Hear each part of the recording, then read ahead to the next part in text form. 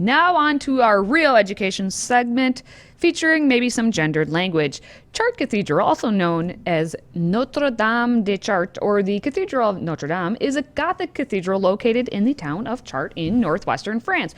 Generally ranked as one of the three chief examples of Gothic French architecture, along with Amiens Cathedral and Reims Cathedral, it's noted not only for its architectural innovations, but also for its numerous sculptures and its much celebrated stained glass. The cathedral's association with the Virgin Mary, the supposed veil of the Virgin, is kept in the cathedral treasury, made it the destination of pilgrims in the Middle Ages. Yeah, and I wanted to talk about one aspect of Chartres Cathedral. I would like to talk about the windows because they are works of art in themselves. And a lot of people don't realize what the purpose of stained glass windows are. Mike, show some of the pictures as we're talking here. Just absolute gorgeous illuminated windows, another way to look at them. And there are two main things in cathedrals that you want to give a sense of contained space, right? Everything that goes on in a cathedral is a reflection of some aspect of Christian theology. The size of the cathedrals, why are the cathedrals so big and yet so contained? Well, what you have here is the idea of God. God is omnipresent. He's everywhere, but not in a random way. So when you walk into these huge cathedrals, and they are huge places of open space, but confined, right? We talked about in a previous segment, the arch. The fundamental building block of the cathedral is the arch. When you walk into a cathedral, the arches actually take your eyes and move them up to the heavens, right? We talked about the dome in a cathedral, which is a great sphere. The circle is the geometrical image of God. Why? Because a circle, and you can see the circles there in the windows, the circle has no beginning and no end. It is a universal symbol. Actually, it's why we wear wedding rings, right? The wedding ring is a symbol like the circle, right?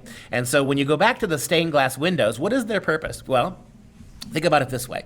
If the sun, the S-U-N, is a image of God, remember God is light. Among other things, one of his great capacity is light. All light in the universe ultimately emanates first from him and is reflected thereafter. If you think about the power of light to convey, well, you can't look at the sun directly. The power of God in our limited human minds with our weak human senses, we can't look at the sun. It's a beautiful image for what separates us as human beings from the divinity that is God, the omnipotence that is God. We cannot look directly into the sun, but we can see the sun reflected. You could go up to a cool brook, right, and look at the sun as it's reflected in the water.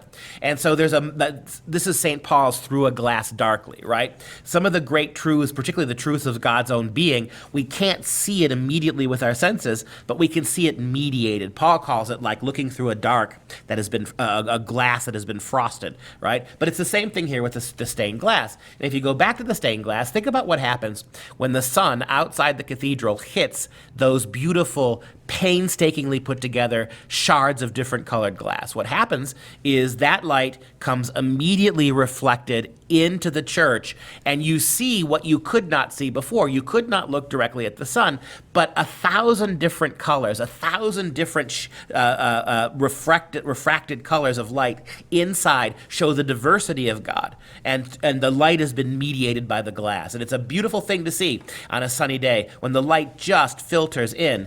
Now, as far as the cathedral goes, it contains 176 stained glass windows, the feature for which it may be best known. Like the sculpture, the stained glass was intended to be educational in the ways I just laid out for you. The 5 windows of the choir, the hemicycle, a semicircular arrangement, relate in various ways to the Virgin Mary. The rose window, and then you can see that right there at the top, the rose window in the north transept portrays figures of the Old Testament. The south transept, which is representative of the New Testament, also has a rose window depicting the apocalypse, or the end of the world.